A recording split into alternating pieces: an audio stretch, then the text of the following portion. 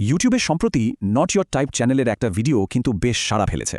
ভিডিওটাতে কিছু জনপ্রিয় ইউটিউবারকে মজা করে ভয়ঙ্কর বলা হয়েছে। তো চলুন আজ আমরা এই ব্যঙ্গ বা স্যাটায়ারটার একটু গভীরে যাই, দেখি কেন এই প্যারোডিটা এত মজার আর এর পেছনের আসল উদ্দেশ্যটাই বাকি। ভিডিওটা শুরুই হচ্ছে এই লাইনটা দিয়ে, যা শুরুতেই একটা মজার পরিবেশ তৈরি করে দেয়। মানে এখানে বলা হচ্ছে যে ভিডিওটার উদ্দেশ্য কিন্তু মোটেও ঘৃণা ছড়ানো নয়, কিন্তু যদি ঘৃণা পৌঁছেও যায় তাহলে ধরে নিতে হবে যে ঘৃণা নিজেই পথ ভুলে এখানে চলে এসেছে। এই একটা লাইনে কিন্তু বুঝিয়ে দেয় যে পুরো ব্যাপারটা সিরিয়াসলি নেওয়ার কিছু নেই, এটা একটা জোক। আসল প্রশ্ন তো এটাই, তাই না? এই যে ভয়ঙ্কর বলা হচ্ছে, এই রসিকতাটা আসলে কি? এই আলোচনায় আমরা ঠিক এই প্রশ্নটারই উত্তর খোঁজার চেষ্টা করব। আমরা দেখব যে এই ভিডিওটা কাউকে ছোট করার জন্য বানানো নয়, বরং এটা কমেডিক প্যারোডির একটা দারুণ উদাহরণ। চলুন দেখে নেওয়া যাক কিভাবে নির্মাতারা এই জনপ্রিয় ইউটিউবারদের ইমেজ ব্যবহার করে একটা হাসির রোল তৈরি করেছেন। আচ্ছা, তাহলে আমাদের লিস্টে প্রথমে কে আছেন? জনপ্রিয় গেমার ডাইনামো। প্যারোডিটাতে দেখানো হয়েছে কিভাবে একজন গেমারের জীবন তার ভার্চুয়াল জগৎ আর বাস্তব জগতের মধ্যে একেবারে মিলেমিশে একাকার হয়ে যেতে পারে। এই অংশের কমেডির মূল কারণটা কি জানেন? এখানে একজন গেমারের চরিত্রকে এমনভাবে বাড়িয়ে দেখানো হয়েছে যে সে আর গেম আর বাস্তব জীবনের মধ্যে কোনো পার্থক্যই করতে পারছে না। আর এই চরম বাড়াবাড়িটাই হাসির আসল উৎস। আর এখানেই তো আসল মজাটা। ভিডিওর ন্যারেটর যখন ডাইনামোর বাড়িতে পৌঁছায়, সে দেখে যে পাবজি ব্যান হয়ে গেছে। তো কি হয়েছে? ডাইনামো তার বাড়িতে একেবারে আক্ষরিক অর্থেই চিকেন ডিনারের আয়োজন করে ফেলেছে। মানে তার কাছে ভার্চুয়াল জগতের পুরস্কার এখন বাস্তব জীবনেরই একটা অংশ। এই পার্থক্যটা দেখলেই পুরো ব্যাপারটা পরিষ্কার হয়ে যায়। দেখুন, একজন সাধারণ গেমার কিবোর্ড আর মাউস দিয়ে খেলে, আর প্যারোডিতে ডাইনামোর মাউসটা দেখতে একেবারে বন্দুকের মতো, আর ভার্চুয়াল চিকেন ডিনার তো সোজা চলে এসছে তার ডাইনিং টেবিলে। এই অতিরঞ্জনটাই তো প্যারোডির আসল খেলা। ডাইনামোর পর এবার আসা যাক টেকনো গেমার্সের কাছে। এখানে কিন্তু ভয়ঙ্কর হওয়ার ব্যাপারটা একটু অন্যরকম। এখানে দেখানো হয়েছে কিভাবে একজন কন্টেন্ট ক্রিয়েটর নিজের তৈরি করা জগতে একেবারে হারিয়ে যেতে পারে। ঘটনাটা বেশ মজার।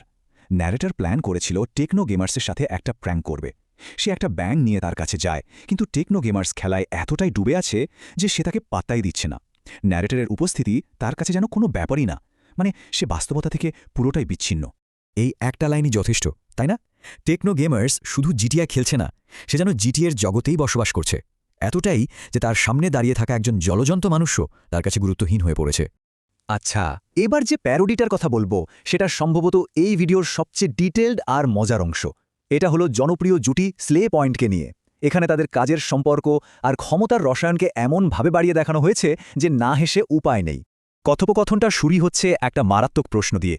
একদিকে কাজ আর অন্যদিকে নিজের পছন্দের ম্যাচ দেখা। শুরুতেই একটা দ্বন্দ্ব তৈরি করা হচ্ছে যা আমাদের পরের ঘটনার জন্য প্রস্তুত করে।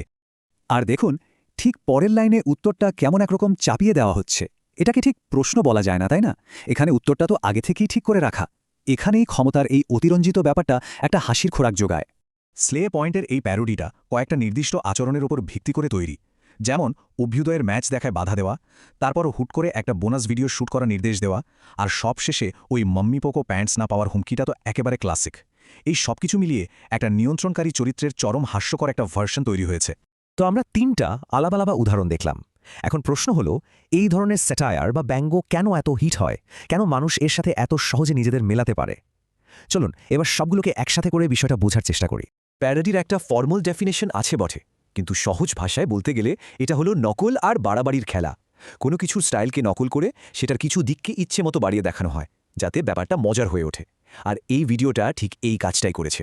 তাহলে পুরো ব্যাপারটা যদি আমরা এক জায়গায় দেখি, কি দাঁড়ায়? ডাইনামো, যার কাছে খেলা আর বাস্তবতা এক হয়ে গেছে।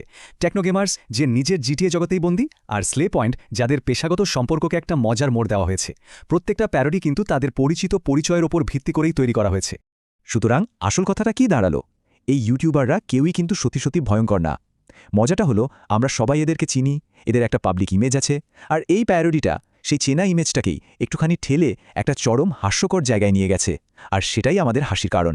তবে শেষ করার আগে একটা প্রশ্ন রেখে যাই। এই যে আমরা প্যারোডি দেখে হাসছি, এই হাসিটা কি ক্রিয়েটারদের নিয়ে হাসা নাকি তাদের সাথে হাসা? মানে এটা কি এক ধরনের ব্যঙ্গ, নাকি এটা তাদের জনপ্রিয়তারই একটা অংশ যা নির্মাতা এবং দর্শক সবাই মিলে একসাথে উপভোগ করছে? এটা কিন্তু ভাবার মতো একটা বিষয়, তাই না?